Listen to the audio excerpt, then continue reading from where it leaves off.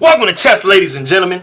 All right, man. So you guys know we got the Grand Prix rolling, and we do have round 5 today. So I figure I'll bring you a game. I have Maxime Vachier-Lagrave versus Wesley. So of course, for all of my people that are coming from the Philippines, I will say Maligayang pagdating sa mga chess, ladies and gentlemen. I appreciate you guys very much for coming by. Maraming salamat po sa nanonood. Mabuting pagbati ingat lagi. Anybody who is coming from France or who does speak French, I have a few French people. I will say bonjour to you. Comment ça va? Comment allez-vous? Bienvenue. Thank you for watching my channel very much. Ça me fait plaisir de te voir, mes amis. Appreciate you guys very much. Yeah, if you guys are ready to go, okay, we good. All right, let's get rolling. All right. So we do have d4, we got knight to f6, we got c4, e6, and knight to c3 in the game. It is also very common to go knight to f3 just to delay that knight to c3. It's personally what I do. So it kind of avoids the Nimzo Indian, and that is actually what we have in the game this time is the Nimzo Indian. And you have many different ways that you can defend against this. Knight to e4 can possibly come, putting a lot of pressure on this c3 point. We do have f3 in the game. And this is about the 4th most common move. Normally what you'll see in this position is like a queen to c2, or you might see just a simple e3. You know, just making sure, you know, you take back. I mean, you're solid. You haven't pushed e4, so you're not, you know, just basically throwing a pawn away. But like I said, we have Maxime Vachier-Lagrave does f3. And I mean, there are some slight drawbacks to the move, as you guys are familiar. You know, it is opening the king. So it's not super advised normally to move the f pawn when your king is still stuck in the middle of the board. You are trying to support an e4 movement, you know, without having to worry about the knight, you know, defending that square. So that is a reason. And also you are not developing. You know, you are moving, you know, mini pawns a couple of different times. You've already moved the C and D pawns, and black, you know, kind of has their pieces out already, and they are ready to castle. So black is just a little bit further ahead than white is. But we do see C5. We got D5. B5 is coming. Of course, you know, this knight is pinned. So, I mean, you're not worried about just simply taking here. We do have E4.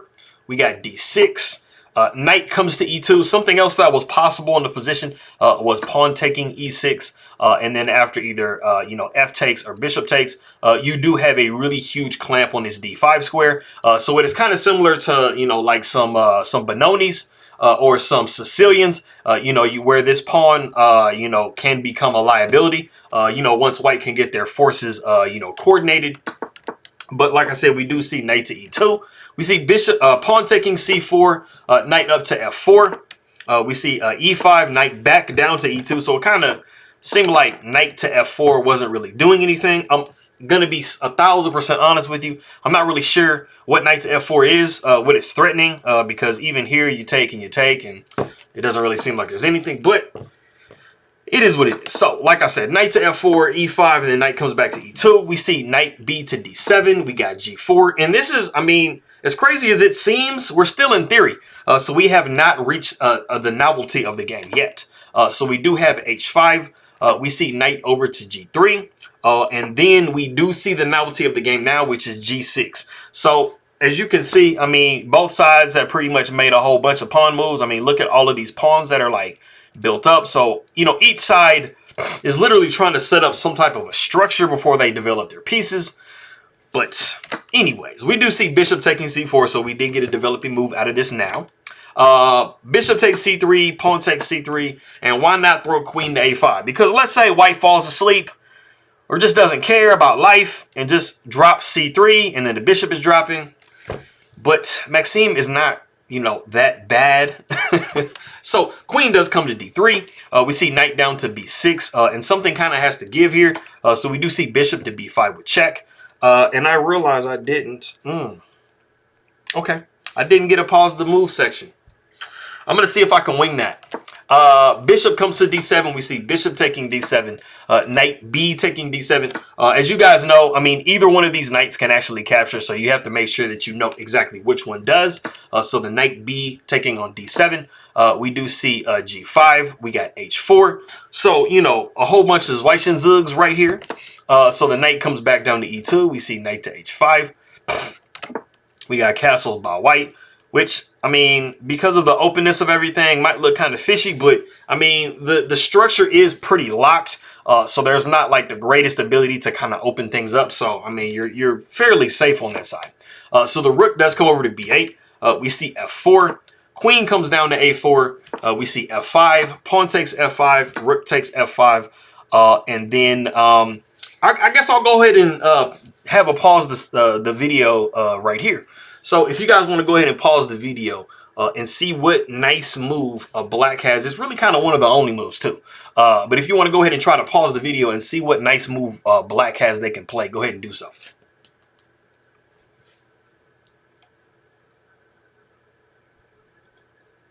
Okay, cool. So some of you guys might notice, I mean, you know, the queen did move down to a4. So they're trying to kind of get into white's position. And they actually have access to this d1 square. And I mean, you know, black or white is not, I mean, they're not developed with their rook. They're not developed with their bishop. You know, the knight is slightly funny placed. And so, you know, one of the ways you can try to exploit that and also open up this knight to come to, you know, maybe a better square at some point is the move c4. So if you did guess c4, congratulations, you are inconveniencing this queen. You don't really too much want to move it here. Because, you know, like I said, the knight is going to be coming in, attacking and stuff like that. It's really not possible to hold d1. So you're pretty much going to have to move anyway. So the queen does come over to e3, and then we do see queen down to d1 with check. You know, that does, you know, call the security of the you know, white king into question. We do see rook down to f1. We got queen to d3. We're literally trying to get this pawn all the way to score a touchdown, of course. So white does not want to do that. So queen comes down to f2.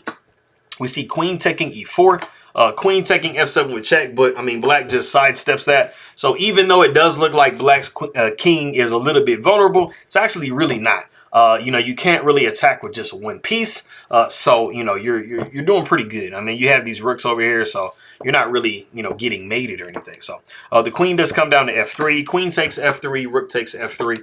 We do see rook down to b5. And I mean, white really needs to get developed here. And so black is going to start picking at any weakness that, you know, white has in their position. And that is obviously something that you want to do in your own games. When you got to a certain point, you want to try to look in your opponent's position for anything that you can start to kind of pick on. A pawn, maybe an undefended or underdefended piece. And so that's why rook to d5 just kind of jumped out to Wesley. So because it is going to be a little bit tough or impossible to defend this piece. So white has to try to look for their own type of counterplay, and they find that in bishop to e3. The rook does take d5. We see rook to b1. The rook comes over to a5. We see rook up to b7. Black is in a really nice dominant position, and they are eyeballing looking at getting another pawn. So the king does step down to e7. You know, black recognizes that their rook is undefended, and in some types of variations, you know, maybe pushing pawn or something like that, you can, you know, be a little vulnerable. So the king just sidesteps out of that. The rook takes on a7. Rook takes a7. Bishop takes a7. And then we do have rook over to a8. And both sides are, you know, they're active. They have their stuff going on, but you know, black is poised to grab another pawn. So the bishop does come down to f2, and then the rook takes on a2. So as you guys can see, compared to white's, you know, infiltration of the second rank earlier by their rook, this is a much stronger penetration, and it is attacking this knight. And as you guys can see, I mean, the knight doesn't really have anywhere to go. And you don't want to just pop it there because, of course, you're just going to be looking at rook to a1, and that's just nasty. So the king steps over to f1. Also, you know, maybe thinking about rerouting the knight some kind of other way. And so we do see knight back to f8. We see bishop taking h4. Knight comes down to g6. You would probably, as black, like to get rid of the bishop because it is a fairly open position, and the bishop is normally slightly superior. Bishop comes back down to F2. We don't want to trade. The king comes down to E6. We see bishop to B6. We got rook down to A1 with check. The king comes up to F2. Knight H comes to F4. We see knight taking F4, pawn taking F4. We see rook over to H3. King comes to F5. And as you guys can see, this rook is a lot more active than this rook. And also the king is starting to become more active than white's king. So those are, you know, major differences in the position, even though everything looks exactly equal. The rook comes up to H7. We see knight down to E5. We see H4. King comes to G4. So like I said, I mean, this king is really just kind of holding everything together. This rook has the ability to kind of come up and, you know, see what's going on with white. We do have G6. Knight takes G6. Guy just really just throws away a pawn. The rook comes over to G7, but you have, you know, king to F5. The pawn does come up to H5. We see knight back down to E5. And this pawn isn't really going anywhere anytime soon. But we do see H6, rook comes down to H1, we see H7, but there really isn't a good way to push it because, I mean, you're going to have to like move the rook away to, you know, create the support, and that's just going to drop it immediately. Also pushing it, of course, just loses the pawn immediately. We do see king up to F6, the rook goes over to A7, king goes to G6, and as you guys can see, I mean, the pawn is going to be dropping. So the king comes over to G2. We see rook taking H7, rook taking H7, king taking H7. So we have a position that has drastically changed from the position we saw a minute ago. You know, black has 3 entire pawns. And it's not like the game is just completely 100% won because white does have the ability to go bishop to C7, which they do in the game. The king comes down to G6. Bishop takes D6. We see king coming to F5. So as you guys notice, pretty much in this entire endgame, this king has basically just used itself, you know, very actively in the position, and this king hasn't really gone, you know, very far. So the key to basically the whole entire thing is this king being as active as it is. So the bishop does come to C5. We see king down to E4. The bishop comes to D4. We see knight to G4.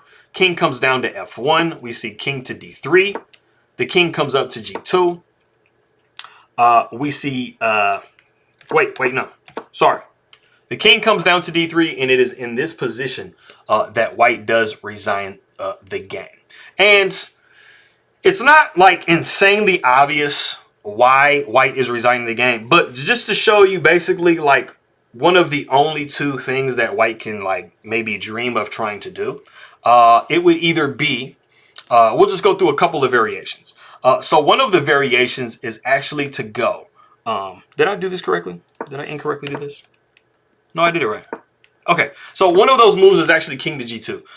And I mean, you're basically just trying to stop the pawn from going forward. But basically what you're going to see is black is going to like basically be able to force this pawn to F2 and force this bishop to basically trade itself for the pawn.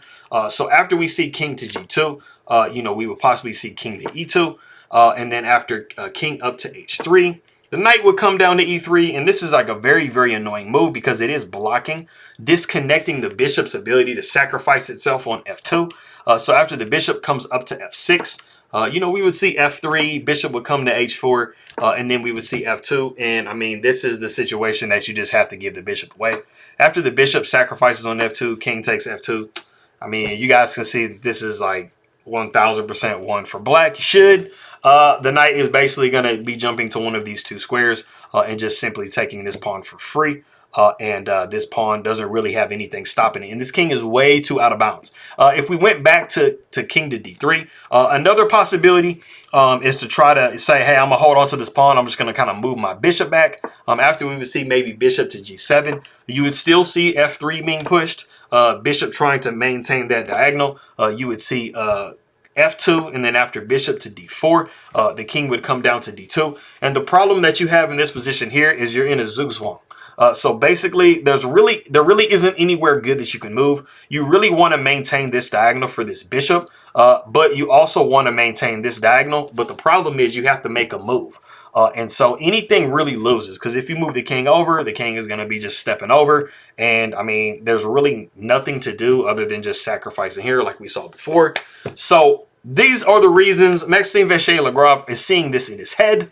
So Malakas see Wesley. So he was able to get him his first victory in this series of tournaments here, or a series of rounds, because he has drawn every game to this point. So I appreciate you guys very much for stopping by. Merci beaucoup, mon ami. Au revoir. Makito tayo mamaya, and I'll see everybody next time.